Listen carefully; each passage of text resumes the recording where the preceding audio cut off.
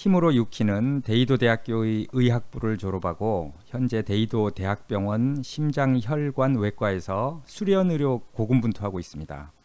수련의라는 신분상 24시간 긴급 환자를 대기해야 하며 수술이 끝난 환자들을 돌보는 일까지 해야 해서 잠이 부족함은 물론이고 항상 긴장 상태에서 살 수밖에 없어요.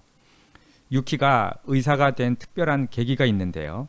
자신의 아버지가 유키가 중학교 3학년 때 심장 수술 중에 돌아가신 것 때문에 아빠 같은 사람을 살리고 싶은 마음에서였어요. 하지만 그녀에게는 또 하나의 동기, 어떤 의미에서 더 큰 동기가 있습니다. 다만 다른 사람들이 결코 알아서는 안 되는 것이었어요. 지도교수는 물론이고 어머니인 유리에에게도 감춰온 것입니다. 유키는 병원 당직실에서 잠시 눈을 붙이고 일어나 중환자실로 가서 3일 전에 입원한 요시의 할머니를 체크합니다. 그녀는 복부 대동맥류 때문에 수술을 해야 하는 환자였는데 검사 중에 담관암이 발견이 되었어요. 둘 중 한쪽을 먼저 수술하고 나중에 몸이 회복되면 나머지 한쪽을 수술해야 하는데 기다리는 중에 병이 깊어질 가능성이 높아서 걱정인 환자입니다. 그런데 유키의 스승이자 심장혈관 수술의 대가인 니시조노 교수의 호출이 있어서 만나러 가보니 이번에 새로 들어온 VIP 환자가 심장혈관 수술을 하는데 유키가 조수로 도와줬으면 좋겠다는 것이었어요. 그리고 오늘 밤에 유키의 어머니와 저녁 식사를 하는데 나와달라는 이야기였습니다. 유키의 어머니와 니시조노 교수는 곧 재혼을 하려고 하는 사이이기 때문에 유키에게 허락을 받으려고 식사를 하자는 것이라고 눈치를 챈 유키는 왠지 내키지가 않습니다.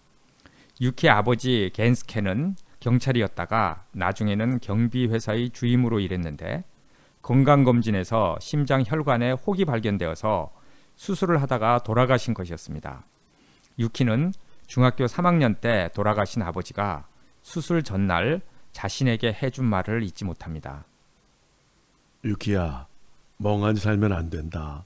열심히 공부해서 다른 사람을 배려하며 살다 보면 저절로 이런저런 것들을 알게 될 거야. 사람은 누구나 그 사람밖에 해낼 수 없는 사명이라는 걸 갖고 있거든.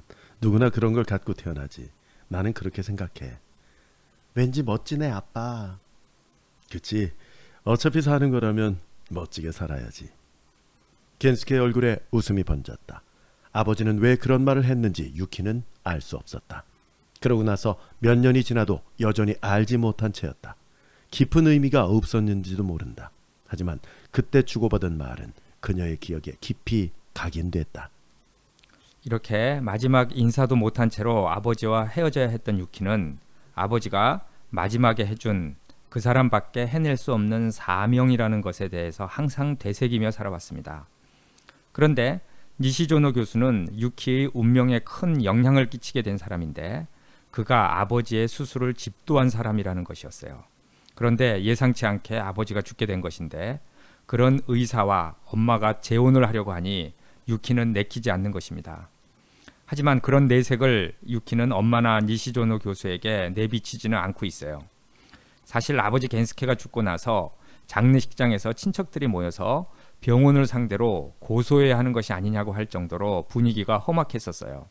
그런데 엄마가 미적지근한 태도를 보였기 때문에 그냥 넘어가게 된 것입니다. 그리고 엄마는 먹고 살기 위해 취업을 했고 몇 달 지나지 않아 유키는 놀라운 목격을 하게 됩니다. 밤에 엄마가 퇴근하는데 어느 승용차에서 내리는 것이었어요. 그런데 함께 탄 남자는 다름 아닌 아버지의 수술을 집도한 니시조노 교수였어요. 이 일을 겪고 나자 유키는 머리에 떠오르는 장면이 있습니다. 유키의 뇌리에 떠오르는 광경이 있었다. 겐스케의 병이 발견되고 얼마 지나지 않은 무렵의 일이었다. 집 근처 카페에서 엄마인 유리에와 니시조노 의사가 만나고 있었던 것이다. 그건 뭐였을까? 그때는 그저 겐스케의 병에 대해 의논하고 있었을 것이라고 생각했다. 하지만 그런 일이라면 통상 병원으로 가지 않을까? 왜 카페였을까? 유키의 머릿속에서 불길한 상상이 피어오르기 시작했다. 너무나 추악하고 잔인한 상상이었다. 생각하지 않으려고 해도 가슴에 깃든 의혹은 그녀의 말을 듣지 않고 계속 커져만 갔다. 가령 유리에와 니시조노의 관계가 겐스케가 수술을 받기 전에 시작됐다고 한다면 어떻게 되는가? 말할 것도 없이 불륜이다. 그런 상태라면 두 사람은 결코 맺어질 수 없다. 하지만 유리의 남편이 병으로 쓰러졌다. 그 수술을 담당하는 사람은 니시조노다. 무척 어려운 수술이라는 것은 누구나 인정하고 있다. 수술이 성공하면 겐스케는 회복한다. 얼마 후에는 퇴원하며 원래 생활로 돌아갈 것이다. 다시 말해 유리에와의 부부관계도 유지되는 것이다. 니시조노는 그것을 바랄까? 유리에가 지금까지처럼 유부녀로 있기를 바랄까? 겐스케의 목숨은 니시조노의 손안에 있다. 설사 살리지 못했다 하더라도 어려웠다라는 말로 무마할 수 있는 수술이다. 누군가와 의논할 만한 이야기가 아니었다. 모든 건 상상의 산물이었다. 하지만 그것은 유키의 마음속 깊은 곳에 검은 앙금처럼 괴어 있었다. 아무리 시간이 지나도 사라지지 않고 그저 묵직하게 그녀의 마음을 짓누를 뿐이었다. 한편 이야기의 배경은 바뀌어서 데이도 대학병원에서 간호사로 근무하는 노조미는 남자친구인 조지와 행복한 시간을 보내고 있습니다. 조지는 3개월 전 어느 단체 미팅 자리에서 만났는데 다른 여자들을 제쳐두고 노조미에게만 말을 걸어왔고 그 이후로 잠자리를 갖는 사이로까지 발전했어요. 노조미는 조지와 언젠가는 결혼하는 것을 꿈꾸고 있고 조지가 배려심 많은 착한 남자라고 알고 있어요. 그날도 조지가 노조미 집에 와 있는데 노조미의 병원 생활 이야기 중에 아리마 자동차 회사 사장인 시마바라가 대동맥류로 입원했다는 이야기를 듣자 조지는 눈이 번쩍 뜨입니다. 그리고 노조미에게 시마바라 사장의 건강 상태에 대해서 꼬치꼬치 캐묻습니다. 그리고 며칠 후 조지는 노조미에게 자신의 회사에서 꼭 필요하니 노조미가 근무하는 데이도 대학병원의 수술실을 보여달라고 간청을 합니다. 착한 노조미는 거절하지 못하고 조지를 밤에 몰래 수술실로 데리고 가서 구경시켜 주는데 조지는 갑자기 사진까지 찍습니다. 깜짝 놀란 노조미가 사진은 안 된다고 말하지만 이미 늦었어요. 그리고 몰래 빠져나오는데 엘리베이터 앞에서 수련의인 유키를 만납니다. 노조미는 깜짝 놀라면서 유키에게 조지를 병원 방문객인데 층을 잘못 찾아왔다고 둘러대는데 유키는 이상하게 생각합니다. 며칠 후 유키는 이른 아침 병원 앞 카페에 간단한 아침을 먹으러 가는 길에 놀라운 것을 발견합니다. 병원 앞 자전거 보관소 옆에 닥스훈트 개가 묶여져 있는데 개 목걸이에 끼워져 있는 종이 조각을 발견을 한 것이에요. 이게 뭐지 하고 종이를 펴본 유키는 깜짝 놀라며 병원으로 뛰어갑니다. 그것은 다음과 같이 써진 협박장이었어요. 데이도 대학병원 관계자에게 알린다. 너희 병원에서는 거듭 의료 과실이 일어났는데도 전혀 공표하지 않았다. 그 행위는 환자들의 생명과 인권, 나아가 의료에 대한 신뢰를 경시한 것이라 하지 않을 수 없다. 즉각 모든 잘못을 공표하고 사죄하라. 그렇지 않으면 우리 손으로 병원을 파괴할 것이다. 그로 인해 피해자가 나온다면 그 책임은 너희에게 있다. 경고자.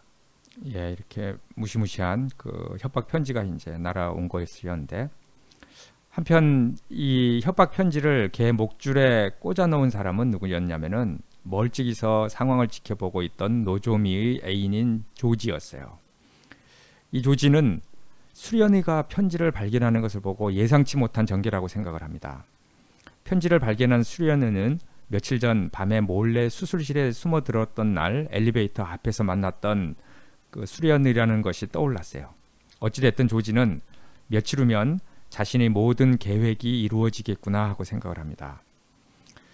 어쨌든 이런 엄청난 협박 편지가 병원 앞에서 발견되자 병원에서는 경찰에 알리지 않을 수 없게 됩니다.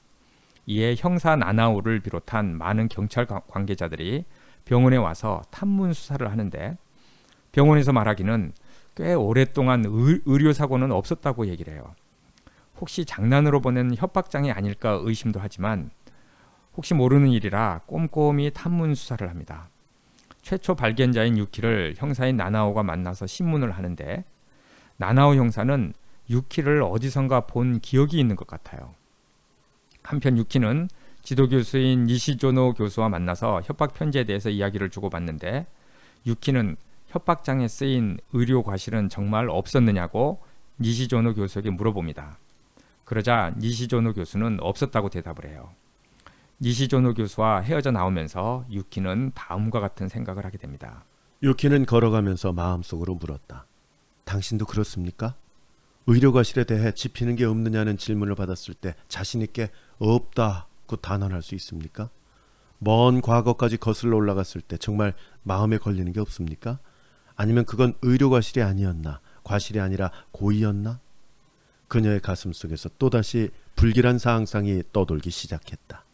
이런 가운데 그 오후에 유키가 잡무를 처리하고 있는데 나나오라는 형사가 찾아와요. 그리고 들려준 이야기가 유키의 아버지를 안다는 것이었어요.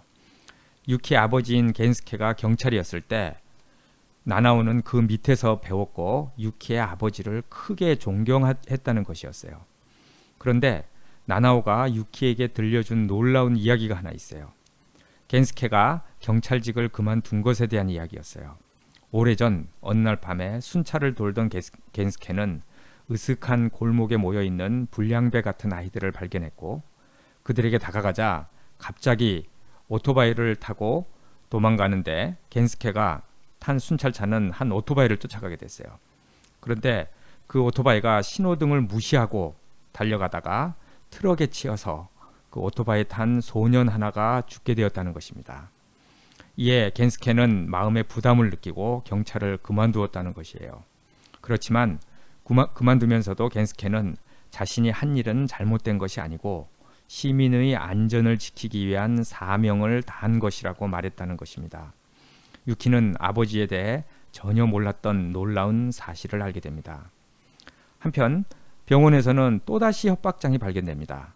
두 번째 협박 편지는 환자 대기실에서 발견되었는데 요통치료를 하러 온 환자가 발견한 것이었어요. 협박 편지 내용은 병원이 아직도 의료 과실을 매스컴에 공표하지 않고 있는데 이틀 내로 공표하지 않으면 병원을 파괴하겠다는 내용이었습니다. 그리고 이 협박은 장난이 아니라는 내용도 포함되어 있었어요. 두 번째 협박장은 병원을 발칵 뒤집어 놓습니다. 첫 번째 협박장은 병원 관계자인 유키에 의해서 발견되었기에 입막음을 할 수 있었는데 이번에는 일반 환자에 의해서 발견된 것이었어요. 이에 병원과 경찰은 더 이상 숨길 수 없기 때문에 언론에 알리게 됩니다. 그리고 환자들에게 또 병원을 옮기고 싶으면 그렇게 하라고까지 얘기를 해요. 하지만 협박범이 의료 과실에 대해서 공표하라고 하는 내용은 병원으로서는 너무 큰 타격이 될 수 있기 때문에 알리지 않습니다. 그리고 사실도 아니기 때문이에요. 한편 조지는 회사에서 늦게까지 남아서 납땜 인두기로 특별한 기판을 만들고 있어요. 완성된 기판을 가방에 넣고 노조미를 만나러 갑니다. 노조미는 조지의 예전 여자친구인 하루나와는 다릅니다. 예전 여자친구인 하루나는 집안 살림에는 전혀 관심도 없고 재주도 없었는데 노조미는 아주 여성스러워서 이 여자와 결혼해도 행복하겠다는 생각을 합니다. 예전 여자친구인 하루나는 프리랜서 논픽션 작가였는데 그만 죽고 말았어요. 노조미를 만나 조지는 두 번째 협박장으로 인해 병원이 어떤 상태인지를 노조미로부터 상세하게 듣습니다. 한편 유키는 병원에서 외래 환자 병상을 돌아보는데 어떤 남성 환자가 이 병원이 의료 과실 때문에 협박장을 받게 되었다는 소식을 알고 있다면서 어찌 된 일이냐고 물어보자 당황합니다. 벌써 환자들 사이에는 협박장의 내용이 돌고 있었던 것이에요. 유키는 수술 일정이 있어서 수술실로 들어가는데 그곳에서는 작은 소란이 있었어요. 심장혈관 외과의 수술 때는 인공 심폐기가 필수인데 그 기계 담당자가 인공 심폐기가 약간 이상하다는 것이었어요. 기계를 아무도 만지지 않았는데 리셋되어 있다는 것입니다. 이런 일은 있을 수 없다면서도 일단 기계에는 아무 이상이 없다고 말합니다. 사실 이렇게 된 이유는 조지가 몰래 들어와서 인공 심폐기에다 어떤 장치를 해놓고 갔기 때문이에요. 그 장치는 조지가 멀리서도 휴대폰으로 인공 심폐기를 원격 조종할 수 있는 장치였어요. 조지는 계획대로 다 잘 되어 가는데 딱 한 가지 마음에 걸리는 것이 있습니다. 그것은 두 번째 협박장이 환자들에게까지 알려졌는데도 환자들이 별로 동요를 하지 않는 것 같다는 것이었습니다. 한편 장소는 바뀌어서 경찰서에서 나온 나나오 형사는 병원에서 탐문 수사를 하고 있는데 예상치 못한 일을 당합니다. 복도 중간에 있는 화장실에서 한 남자가 나왔다. 밖에서는 여자가 기다리고 있었다. 빨리 나왔네. 여자가 말했다. 아니 그게 말이야. 화장실 칸에서 누가 아직도 안 나와. 다른 화장실로 가자. 뭐가 그리 기분이 좋은지 콧노래까지 부르고 있다니까. 두 사람이 사라진 후 나나오도 일단 화장실 앞을 지나쳤다. 하지만 몇 미터 앞에서 다시 돌아왔다. 화장실 문을 열었다. 직감이랄 것까지는 못 된다. 애초에 그는 형사의 가함이라는 걸 믿지 않는다. 마음에 걸린 것은 콧노래라는 말이었다. 화장실 칸의 문이 굳게 닫혀 있었다. 조금 전에 남자는 이곳을 이용하려던 것 같다. 나나오는 이왕 들어온 김에 자신도 볼일을 봤다. 귀를 기울이자 분명히 콧노래가 새어나오고 있었다. 옷이 스치는 소리도 들렸다.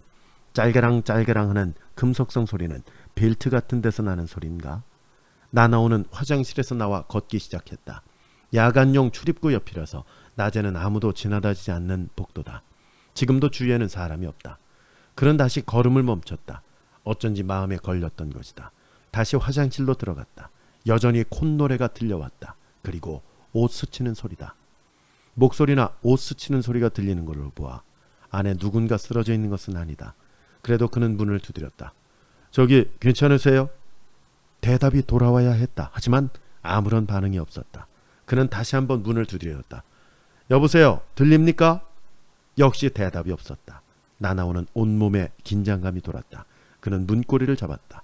돌리자 쉽게 돌아갔다. 안에서 잠기지 않았던 것이다. 그대로 문을 열었다. 그 순간 뭔가가 짤깍하는 소리를 냈다. 그와 동시에 나나오는 안에 아무도 없는 것을 확인했다. 닫힌 양변기 뚜껑 위에 뭔가가 놓여 있었다. 검은 상자 같은 것이었다. 위험을 간파했다. 다음 순간 상자에서 연기가 맹렬하게 뿜어져 나왔다. 깜짝 놀란 나나오는 폭발물이라고 생각하고 뒷걸음질 쳤지만 폭발물은 아니고 단순한 발연통이었어요. 문을 여는 동시에 연기가 분출하도록 장치되어 있었습니다. 연기를 본 경비원이 화재 경보기를 울렸어요. 그리고 잠시 뒤 소방차도 도착했지만 화재가 아닌 것을 확인하고 돌아갔습니다. 그런데 발연통이 있던 화장실에서 세 번째 협박장이 발견되었습니다. 그 내용은 앞선 두 번의 경고에도 말을 듣지 않기 때문에 이번에는 정말 폭발물 같이 보이게 설치해서 장난이 아니라는 것을 보여준다는 협박 문구였어요. 그리고 다음번에는 발연통이 아니라 진짜 폭발물을 설치할 것이라는 무시무시한 협박장이었습니다. 이런 상황에 이르자 경시청도 가만히 지켜보고 있을 수만은 없게 되었습니다. 많은 경시청 형사들이 나와서 병원이 혼란스럽게 돌아가는데 이 상황을 지켜보고 있는 나나오 형사는 뭔가 협박범이 다른 목적 때문에 이런 소동을 벌이는 게 아닐까 하고 생각합니다. 네. 한편 조지는 노조미를 만나서 병원의 상태에 대해서 물어봅니다. 발연통 사건은 언론을 통해서 다 알려졌기 때문에 걱정하는 척하면서 노조미에게 물어보자 노조미는 지금 병원에 입원한 환자들이 병원을 옮기거나 퇴원하는 것 때문에 정신이 없다고 얘기해줘요. 중환자들 정도만 남아있다고 말합니다. 이 말을 들은 조지는 마음속으로 안도의 한숨을 내쉽니다. 한편 나나오 형사는 니시조노 교수를 만나서 이번 협박장 사건에 대해서 의견을 물어보지만 뾰족한 대답이 나오지는 않습니다. 그러면서 이번 금요일에 VIP 환자인 아리마 자동차의 시마바라 사장의 중요한 수술이 있다고 말해줍니다.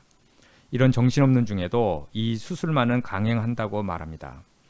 니시조노 교수를 만나고 나온 나나오 형사는 부하 형사에게 아리마 자동차가 얼마 전 무슨 문제가 있었지 않느냐고 물어보는데 그 문제는 엔진 회로 결함으로 희생자까지 나왔고 사회적으로 꽤 큰 문제가 되었었다는 이야기였어요. 이 말을 들은 나나오 형사는 머릿속에 어떤 황당무계한 발상이 떠오릅니다. 나나오 형사는 당장 친한 신문사 기자에게 몇 년 전 아리마 자동차 결함 사건에 대해서 조사해 오라고 부탁하고 기자로부터 상세한 이야기를 듣습니다.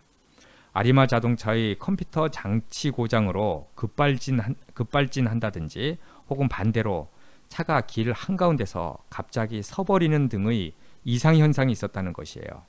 그리고 이것 때문에 총 6건의 사고가 일어났다는 것입니다. 다행히 아리마 자동차 결함으로 인한 사망사고는 나오지 않았지만 급발진한 아리마 차가 들이받은 상대방 차에서 죽은 여성이 한 명 있었다는 것이에요. 그리고 그렇지만 아리마 자동차 회사에서는 배상을 잘 해줬다는 이야기도 덧붙입니다. 결국 나나오 형사는 죽은 여성의 부모님을 만나러 갑니다.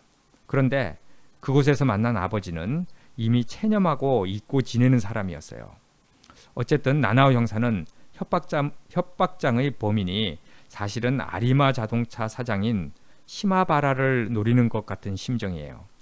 또 나나오 형사는 피해자 모임을 대표해서 자동차 회사와 협상을 벌인 법률사무소 고문을 만나러 가는데 그는 피해자들이 어느 정도는 만족할 만한 보상을 받았다고 이야기를 해요. 아마 아무도 큰 불만을 품고 있지는 않을 거라는 이야기도 해줍니다. 그런데 보상 협상을 할 즈음에 이상한 전화가 그 대리인한테 한 통 왔었다는 이야기를 해주는데 그것은 아리마 차 때문에 간접적으로 피해를 입은 사람도 보상을 받을 수 있느냐는 문의 전화였다는 것입니다. 그때 당시 아리마 차가 길에 서버리는 바람에 피해를 입었다는 내용이었어요. 이 이야기를 들은 나나오 형사는 다시 신문기자를 호출해서 이것에 대해서 물어보자 놀라운 이야기를 해줍니다. 그것은 아리마 차가 다리 한복판에서 서버렸는데 그 뒤에 있던 앰뷸런스가 꼼짝 못하고 있다가 멀리 우회해서 가는 바람에 앰뷸런스에 타고 있던 환자가 죽었다는 이야기였어요. 만약에 정상적으로 병원에 도착했으면 살 수 있었던 환자였다는 이야기도 듣게 됩니다. 죽은 사람은 자유기고가인 여자였는데 신축 건물을 취재하다가 높은 데서 떨어져 심하게 다쳤는데 하필이면 아리마 차 때문에 병원에 늦게 가는 바람에 죽었다는 이야기였어요. 그런데 죽은 여자에게는 남자친구가 있었다는 것입니다. 그런데 그가 누군지는 모른다는 것이었어요. 나나오 형사는 기자로부터 죽은 여자가 찍힌 사진도 한 장 얻어오지만 남자친구를 찾기는 쉽지 않아 보입니다. 한편 조지는 아리마 자동차 때문에 죽은 예전 여자친구를 생각합니다. 신축 건물 취재 현장에서 떨어져 크게 다쳤는데 그래도 제 시간에 병원에만 가면 살 수 있었다고 해요. 하지만 아리마 자동차가 다리 위에서 서버리는 바람에 죽게 되었고 크게 좌절한 조지는 운이 없었다고 잊고 있던 차에 세월이 흘러 회사 일로 알게 된 아리마 자동차 회사와 관계되는 사람으로부터 아리마 자동차 회사의 결함은 예고된 것이었다는 이야기를 듣게 됩니다. 사장이라는 사람이 생산성을 높인다는 목적으로 불량률이 많이 나올 수밖에 없는 생산 방식을 택한 까닭에 그런 결함을 가진 자동차가 생산되었다는 것이에요. 이 말을 들은 순간부터 조지는 마음속에 아리마 자동차 회사의 사장인 시마바라에 대한 복수심이 불타올랐던 것입니다. 이야기는 또 바뀌어서 수련의 유키는 이 병원에서 오랜 경력인 간호사로부터 니시조노 교수에 대해서 놀라운 이야기를 듣게 됩니다. 니시조노 교수의 아들이 중학생일 때 교통사고로 죽었다는 것이에요. 이 사실은 유키도 알고 있었어요. 니시조노 교수가 자신의 아들이 자전거 타고 가다가 교통사고로 죽었다고 말해줬기 때문입니다. 그런데 진실은 전혀 다른 것이었어요. 니시조노 교수의 아들은 어떤 못된 짓을 하고 있었는데 순찰하던 경찰에게 걸리자 오토바이를 타고 도망가다가 트럭에 치여 죽었다는 것입니다. 이 말을 간호사로부터 들은 순간 유키는 주저앉고 싶을 정도로 놀랍니다. 이 이야기는 얼마 전에 나나오 형사에게도 들었던 이야기이기 때문이에요. 유키의 아버지인 겐스케가 경찰 생활을 그만둔 이유가 불량배가 탄 오토바이를 쫓아가다가 그 오토바이에 탄 불량배가 트럭에 치여 죽은 다음에 경찰을 그만두었다는 이야기를 들었던 터라 놀랄 수밖에 없었어요. 유키가 알아본 결과 그 오토바이에 탄 인물은 다름 아닌 니시조노 교수의 아들이었던 것입니다. 즉 유키의 아버지 때문에 니시조노 교수의 아들이 죽게 되었던 것이에요. 그런데 자기 아들을 죽게 만든 사람을 몇 년 후에 니시조노 교수가 심장 수술을 하게 되고 아버지인 겐스케가 수술 중에 죽은 것입니다. 이런 엄청난 사실을 알게 된 유키는 감당할 수 없을 정도의 충격에 빠집니다. 그런데 나나오 형사도 이 사실을 결국에는 알게 되고 놀랍니다. 자신이 존경하던 경찰인 겐스케가 니시조노 교수의 아들이 죽게 되었는데 일조를 했고 하필이면 그런 겐스케의 심장 수술을 니시조노 교수가 집도했는데 결국은 실패해서 겐스케가 죽게 되었으며 현재는 니시조노 교수가 겐스케의 아내이자 유키 어머니와 결혼하려고 한다는 사실은 무척이나 복잡하게 얽혀있는 관계인 것이에요. 이런 복잡한 일들을 뒤로하고 유키는 금요일 아침에 일찍 일어나서 오늘 있을 중요한 수술인 아리마 자동차 회사 사장인 시마바라의 수술을 준비합니다. 그런데 아침 일찍 나나오 형사가 유키를 찾아와서 이번 협박범이 노리는 사람이 아마도 시마바라 사장인 것 같다고 이야기를 해줘요. 그리고 그 이유에 대해서도 말해줍니다. 그런데 우연히 유키는 나나오 형사가 떨어뜨린 사진을 보게 되는데 그 사진은 아리마 자동차가 길에 멈춰선 것 때문에 죽은 여자의 사진이었어요. 이 사진을 주워서 보다가 유키는 깜짝 놀랍니다. 스키장에서의 단체 사진이었는데 그 사진 속에 유키가 아는 인물이 있었던 것입니다. 그 사람은 노조미 간호사와 함께 있었던 남자예요. 이 이야기를 나나오 형사에게 말하자 나나오 형사는 깜짝 놀라면서 드디어 범인이 누군지 실마리를 잡았다고 이야기합니다. 나나오 형사는 당장 노조미의 집으로 찾아가서 사진 속의 인물인 조지에 대해서 추궁합니다. 처음에는 무슨 말인지 이해를 못하던 노조미도 조지가 자신에게 의도적으로 접근해 와서 아리마 사장의 정보와 병원, 수술실 정보를 빼냈다는 것을 알게 되고 큰 충격을 받습니다.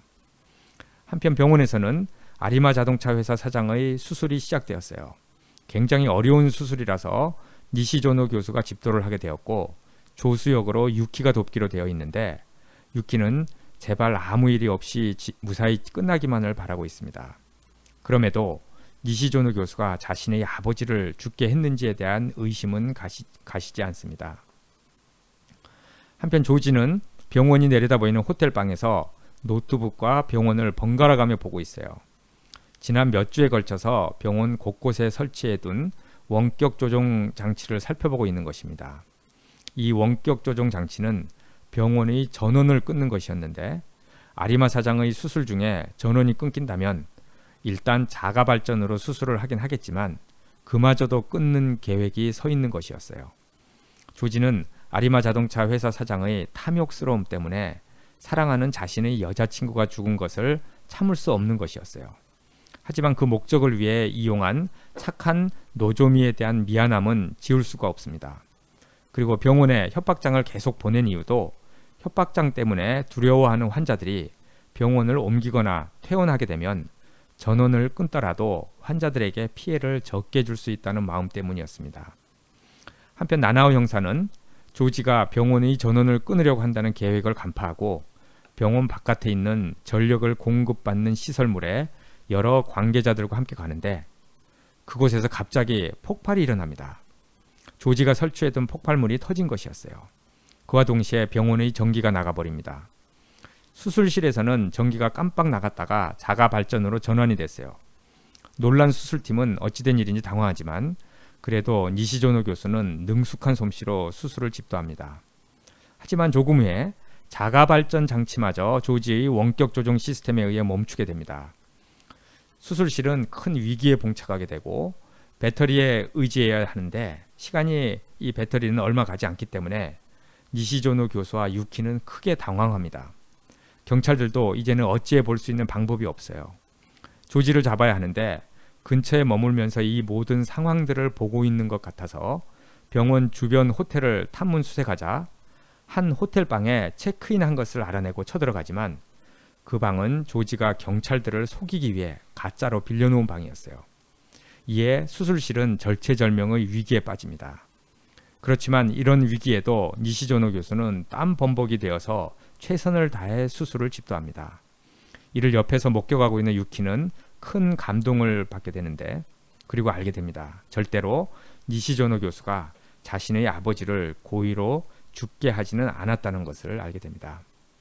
한편 경찰 측에서는 이제는 다른 방법은 사용할 수 없다고 결론짓고 최후의 방법으로 범인인 조지의 양심에 호소하는 방법을 사용합니다.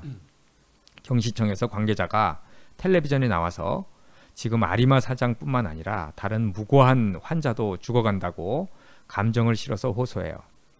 이를 본 조지는 괴로워합니다. 나나오 형사는 조지의 여자친구인 노조미를 찾아가서 조지에게 호소하는 편지를 써달라고 합니다. 그리고 방송에서 그것을 읽으면 조지가 그만둘 수 있을지도 모른다고 이야기하지만 노조미는 조지는 이미 자기를 버렸다고 괴로워하며 거절합니다. 어쩔 수 없이 나나오 형사는 발길을 돌리는데 노조미가 갑자기 뒤돌아서서 자신이 조지에게 전화를 하겠다고 이야기를 합니다. 하지만 조지는 전화를 꺼놨기 때문에 받지를 않아요. 그럼에도 노조미는 조지의 전화기에 음성 메시지를 남깁니다. 얼마 후 노조미가 남긴 음성 메시지를 조지가 듣게 되는데 그 내용은 지금 병원에서 위급한 환자들이 죽어가고 있다는 말에 조지는 양심의 가책을 느끼게 됩니다. 그리고 노조미에게 전화를 걸어요. 하지만 전화를 받는 사람은 노조미가 아니라 나나오 형사였어요.